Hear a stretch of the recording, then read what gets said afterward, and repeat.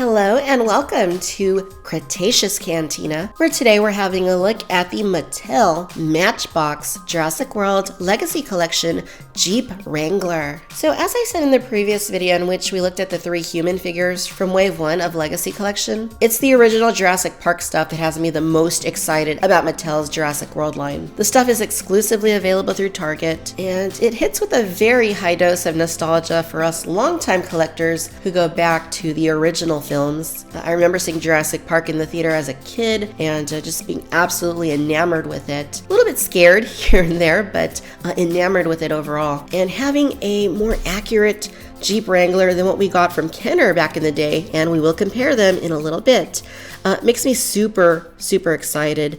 The packaging looks excellent. I really like these colors. I had a little bit of an issue with it on the human figures because it looked a little bit strange.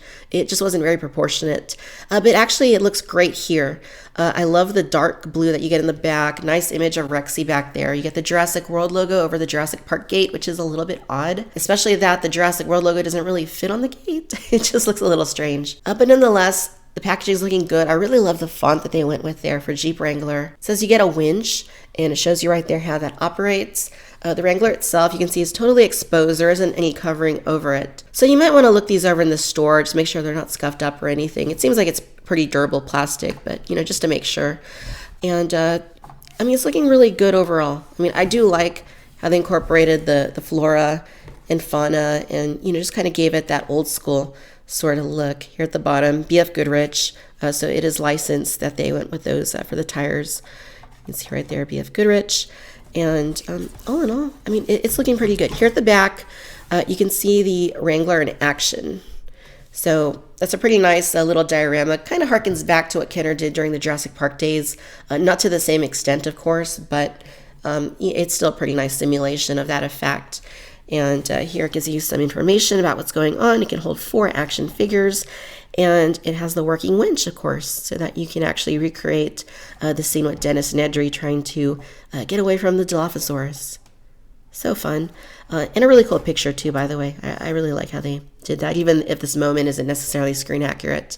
It's all about having fun. And with Jurassic Park toys, you can be as imaginative as you want to be. So, okay, I'm going to go ahead and get this out of the packaging. When we come back, we'll take a closer look at the Jurassic Park Legacy Collection Jeep Wrangler from Matchbox. And here is the Jeep Wrangler out of the box. And wow, aesthetically, this looks really good. I definitely appreciate the realism that they were going for with this toy. No matter how you look at it, you can definitely tell it's very proportionate. It looks very much like a realistic Jeep Wrangler. It doesn't look like a stylized or an artistically liberated version. It's definitely very accurate to what a Jeep would look like, or what the Jeep Wranglers look like in Jurassic Park. And definitely am loving that. Unlike the Kenner version, which we will compare to in a little bit, this just looks very proportionate, looks very realistic, tells you it's a Jeep. Once again, as when I was going over the packaging, I mentioned the BF Goodrich tie-in. It is licensed so that they could use that on the tires. An added bit of realism that I do appreciate. The wheels look good, nice and red. Just overall, it's looking really good. The sculpt, it looks near perfect to my eye. I can't really see anything that stands out. Now, granted, I'm not a huge expert on Jeep Wranglers, but all the details seem to be in place. All the colors seem to be in place. For the most part, the paint itself looks pretty clean. Looking it over, some of these lines look kind of nice and clean, but other ones look a little bit blurry. Like right in here, a little bit blurry. Right in here is a little fuzzy. For the most part, it's good. But just looking at certain lines in here, like there, you can see it's a little bit fuzzy looking, not perfectly applied right there and right in here too. It's a $16 toy. You can't really expect that it's going to be 100%. It's a mass-produced toy.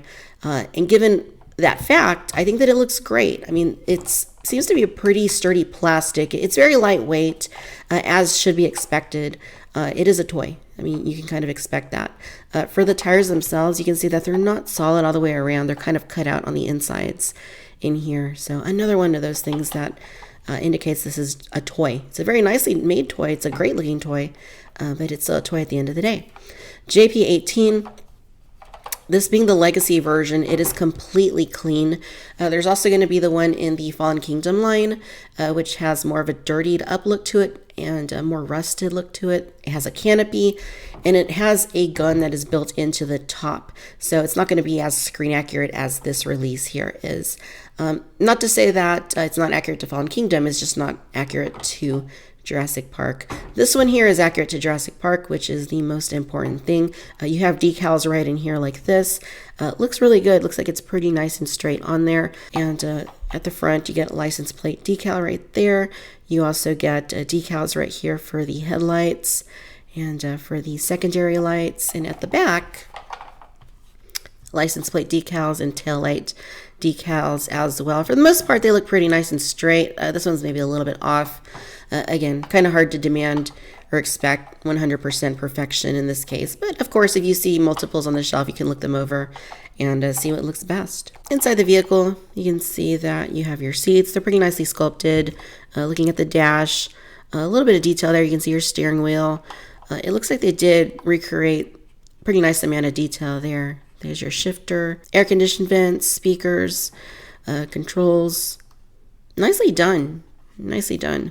Some of these details might have been able to have used a little more paint, maybe some silver right there, just kind of give it more of a metallic look. But by and large, looks really good. Back of these seats, they're kind of hollowed out on the back a little bit. Doesn't really harm the aesthetics though. I mean, overall, it's looking good. Bumpers look pretty nice. Looks like you can tie something to this hitch right there if you wanted to. The very bottom of the car, it's not just flat. Like I said, they did a good job at giving this a realistic approach.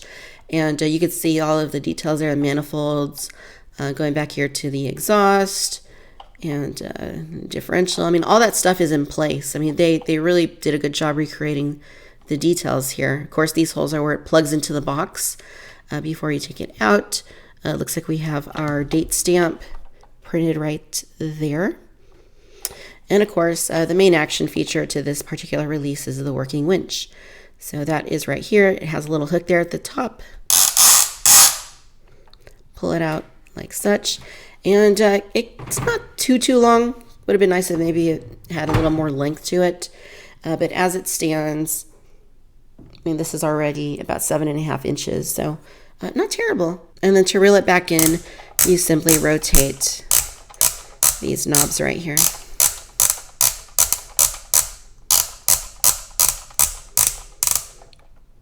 It's a little noisy. Latch it around the actual rope. That works. Overall, I mean, this is really nice as a standalone toy, even if you didn't have any figures in it. It's fun, but it's not quite as fun as if you did have figures. So bringing in the 3 3/4 inch Legacy Collection figures we looked at in our previous review, you can see that they scale up pretty nice compared to the Jeep Wrangler. They all look to be in good scale with the vehicle. And if you want to display them in front of it like this, I think that's a really cool aesthetic. Or you could throw your figures in there. And as the box said, this vehicle seats up to 4 figures. So as you can see, I have 3 of them in there, and we still have an extra spot there for the Dr. Malcolm figure once he releases, hopefully before too long. But this looks really good. All the figures fit in there very nicely. As you can see, I have Muldoon being the driver, and they do kind of shift around a little bit, but if you just wanted to have it on a shelf, I mean, no doubt they would stay put just fine. But they look really good in there. They look really good in there. And they fit very well too. For the back seat, there's a little bit less leg space, so you do kind of have to play around with it to orient the figure's legs so that it fits in there a little more comfortably. But it definitely can be done. Front seems to have plenty of legroom by contrast. Plenty of legroom in there for the figures. And again, they all line up very nicely with the steering wheel, and looking at it from the front, you can see them in there through the frosty looking windshield. Not quite sure why that plastic is so frosty looking, but again, it's a toy. I mean, this is really cool. I mean, this is something that you couldn't even really accomplish with the Kenner version of the vehicle, since you could get the 2 figures in the front, but in the back, it didn't really have a proper back seat. So if we wanted to compare it to that old Kenner version, you would see that the aesthetics are very different between the 2 vehicles. So for the Legacy line version, of course, it's a more realistic aesthetic. It's a more film accurate aesthetic. Whereas with the Kenner, definitely looks like there were more liberties taken with its overall look. It still resembles a Jeep, obviously, especially from the front, from the back. But there are a lot of elements here that are quite different than what you get with the Legacy release. As I noted, it only seats 2 figures, at least here in the front. And as you can see, it's not a whole lot going on. Here on the dashboard, there's really not any controls. You have the steering wheel right here. And on the other side, you have this little control that's supposed to, I guess, simulate the operation of this snare right here. So the seat pops out like that, and then the passenger operates this right here in order to snag the dinosaurs. This pulls out all the way, and then you have this little string here to latch over your dinosaur's neck. So it does have play value integrated into it, but it's not film accurate, quite obviously. For a Kenner approach, I think it's quite fun. It adds more playability. You also have this launching projectile on top that swivels around and launches. And then this top part right here breaks off to simulate battle damage. Here in the back, you can seat or stand one figure to operate the missile launcher, and you do have the spare tire on the back, which does rotate.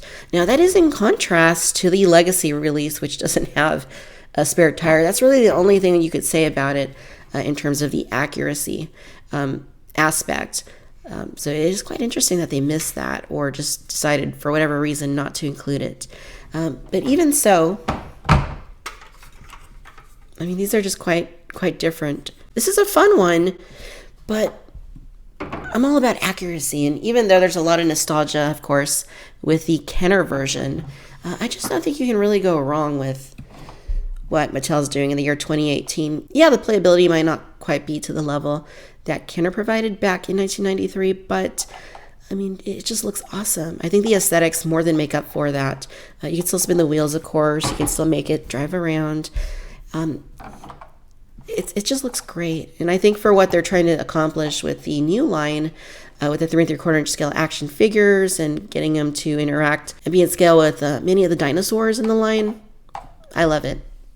Now, in terms of the overall length, you would be looking at about 9 inches, which is equivalent to about 23 centimeters. For the height, you're looking at about just shy of 4.5 inches, which is going to be the equivalence of around 9 centimeters. And for the width, the Jeep is going to come in at about 4 inches wide, or approximately 10 centimeters. All right, ladies and gentlemen, so there you have it. This is the Mattel Jurassic World Legacy Collection Jeep Wrangler Target exclusive vehicle. All in all, you guys, this kind of feels like something that has been 25 years in the making. Although I do have a soft spot for the Kenner version of the vehicle, I really like what Mattel did here in terms of achieving a screen-accurate aesthetics. I think that it looks very close to the Jeep Wrangler that we all know and love from the original film, and the colors look quite spot on. I did note that there are a few issues with the paint not being 100% clean, but it is a mass-produced toy. It only costs $15.99, and it does have the play features such as the working winch, spinning wheels, and the ability to place 4 action figures in it. I mean, I really couldn't ask for much more. Maybe just the missing spare tire. That's really the only glaring omission that I can fault with the vehicle. I mean, other than that, I'm really happy with it. For the price that you get, I think Mattel did a really great job. They provided quality at a very affordable price point. And this is going to be a fun one to take out on your road trips or as you go traveling and set out to take some really fun photos. Really happy with this overall. If you're a Jurassic Park collector or longtime fan, no doubt this is going to be an essential piece to add to your collection. All right, guys, stay tuned because there are more Mattel Jurassic World toy reviews on the way. If you enjoyed this video, please be sure to like and subscribe. Let me know your thoughts down below. Be sure to follow me on Facebook, Instagram, and Twitter. Subscribe to the Cantina Chatter podcast on iTunes. And as always, I'd like to thank you for tuning in to Cretaceous Cantina. Until next time, bye-bye.